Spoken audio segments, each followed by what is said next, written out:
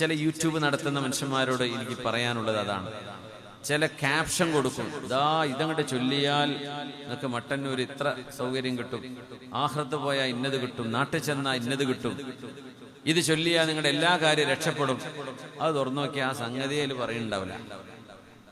അപ്പൊ അടച്ചോനെ പറ്റിക്കലായാലും ഒരു 30 മിനിറ്റ് കേട്ടു നോക്കുമ്പോൾ 1 മണി ആ പറഞ്ഞ വിഷയം ഈ എഴുതിയ പോയിന്റ് തമ്മിൽ ഒരു ബന്ധം ഉണ്ടാവില്ല. അപ്പൊ എന്തിനാണെന്നറിയോ? ആൾക്കാരെ പറ്റിക്കാൻ വേണ്ടി. ആളുകൾ നോക്കിയിട്ട് ആളുകളുടെ വ്യൂവേഴ്സിന്റെ എണ്ണം കൂടുമ്പോൾ ഇയാൾക്ക് പൈസ കിട്ടും. അപ്പൊ എന്തെങ്കിലും വീഡിയോ ഇട്ടിട്ട് ഭയങ്കര പ്രശ്നമാണ് എന്ന് പറയുന്നിട്ട് 2 ആളെ ഫോട്ടോ വെക്കുക, അപ്പുറം ഇയാൾ അങ്ങോട്ടും ഇങ്ങോട്ടും മറുപടി പറയാണ്, അങ്ങോട്ടും ഇങ്ങോട്ടും ഭയങ്കര വിവാദമാണ്. ഒരു വിവാദം ഉണ്ടാവില്ല. പറഞ്ഞ വിഷയമായി എഴുതിയ ടൈറ്റിലും തമ്മിൽ ഒരു ബന്ധം ഉണ്ടാവില്ല. റമദാൻ മാസത്തിൽ വരെ അത് ചെയ്യുന്ന മനുഷ്യന്മാരുണ്ട്. എന്തിനെന്നറിയോ? പൈസ കിട്ടാൻ വേണ്ടിയിട്ട്. സുബ്ഹാനല്ലാഹ്, എത്ര വലിയ പാതകമാണത്.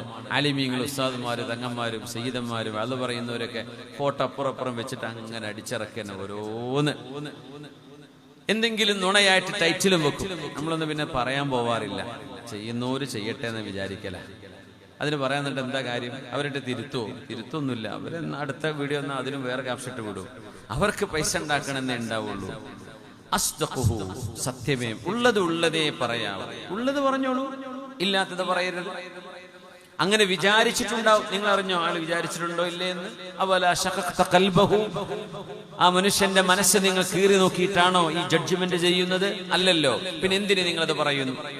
അങ്ങനെ ഉള്ളതുപോലെ പറയും. പെണ്ണുങ്ങളെ പ്രത്യേകിച്ച്, നമ്മളൊക്കെ പെണ്ണുങ്ങളെ സംബന്ധിച്ചിടത്തോളം അവര് വളരെ ഇമോഷണലി ഇന്റലിജന്റ് എന്ന് പറയും. അവരുടെ വിവേകം ഇമോഷനുമായി ബന്ധപ്പെട്ടതാ. അവർക്ക് ഇഷ്ടപ്പെട്ടാൽ എല്ലാം പിന്നെ ഇഷ്ടമാണ്. വെറുപ്പാണോ? ആകെ വെറുപ്പായിരിക്കും. പുരുഷന്മാർക്ക് അങ്ങനെ ആവണമെന്നില്ല. നമ്മൾ ഏറെക്കൂടെ ഫാക്ച്വലാണ്. സ്ത്രീകൾ ഇമോഷണലാണ്. അതുകൊണ്ട് പറയുമ്പോ അവൾ ഇന്നത് പറഞ്ഞു, ഇവൾ അങ്ങനെ പറഞ്ഞു, ഉമ്മ പറഞ്ഞു, പെങ്ങൾ പറഞ്ഞു എന്നൊക്കെ പറയുമ്പോ പലതും പറയാത്തതും പറയപ്പെടാത്തതും ചിന്തിക്കാത്തതൊക്കെ ആയിരിക്കും. അങ്ങനെ ഒരിക്കലും ആവരുത്. നമ്മൾ മുസ്ലിമീങ്ങളാണ്. നമ്മളോട് വിശുദ്ധ ഖുർആനും പുണ്യ നബിയും പറയാ, നിങ്ങൾ ഉള്ളതേ പറയാവൂ, നുണ പറയരുത്.